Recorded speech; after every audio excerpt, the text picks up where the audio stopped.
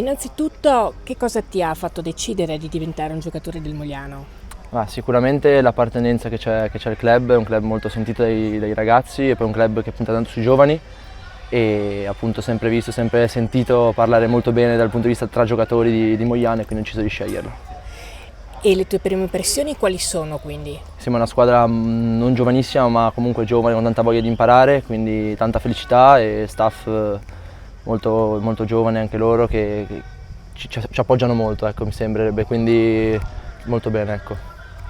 E ci parli un po' del tuo percorso sportivo, quando hai mosso, diciamo, i primi passi nel mondo della palla ovale e come si è evoluto man mano?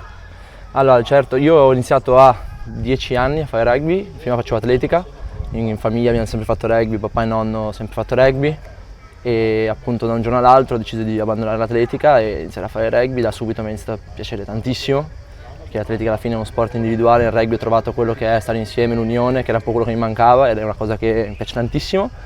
Ho fatto 2 annetti agli amatori rugby Genova, poi ho proseguito fino alla prima squadra, fino a che non avevo 18 anni al CUS Genova.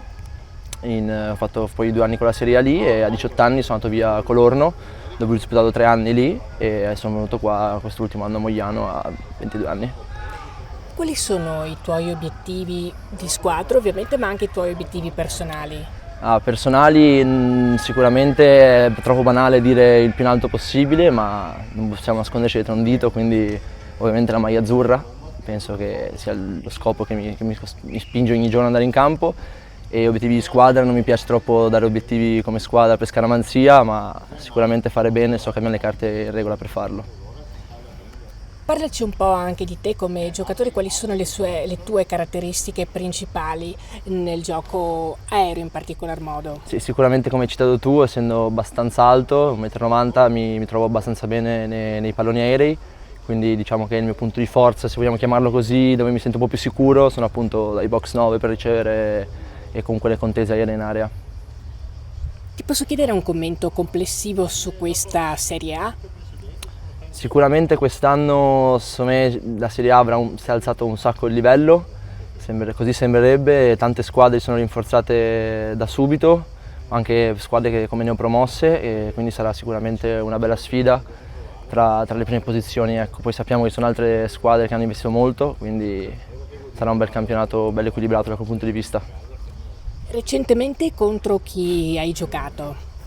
L'ultima partita l'abbiamo giocata un po' di tempo fa, perché poi mi ruppi il crociato a gennaio, quindi Viadana è andata benissimo, quindi ho voglia di rifarmi, soprattutto con quella squadra. Ecco, a proposito, adesso sei recuperato, si può dire al 100%? Quasi al 100%, sono all'80%, sono al 6° mese proprio oggi, quindi un paio di mesi e dovrei entrare in campo.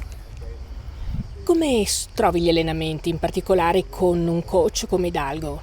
Allora, come un coach come Hidalgo, appunto, come ho detto prima, è un ragazzo, un allenatore molto, molto giovane, quindi capisce molto bene quello che proviamo noi giocatori, perché lo è stato soprattutto a massimi livelli lui prima di noi e quindi sembrerebbe molto bene, molto dura ma con delle tempistiche molto precise, quindi molto curato. In particolare vuole velocità nel gioco? Sicuramente sì, l'obiettivo di quest'anno è stato appunto la velocità e il correre tanto senza palla. Tu hai un giocatore preferito, qualcuno, un punto di riferimento a cui ti piacerebbe assomigliare? Qualcuno a cui ti ispiri, insomma? Mi sono sempre ispirato, credo, a Damien Penaud, che era della Francia, ma penso ultimamente a Mattia Jalibert. Conoscevi già i tuoi attuali compagni? Ci avevi già giocato insieme o contro? Alcuni sì, alcuni no, ovviamente purtroppo non siamo così tanti ancora e quindi spesso tra raduni, giocando in altre squadre, molti ci conosciamo, ecco. E obiettivo del Mogliano, della squadra, qual è?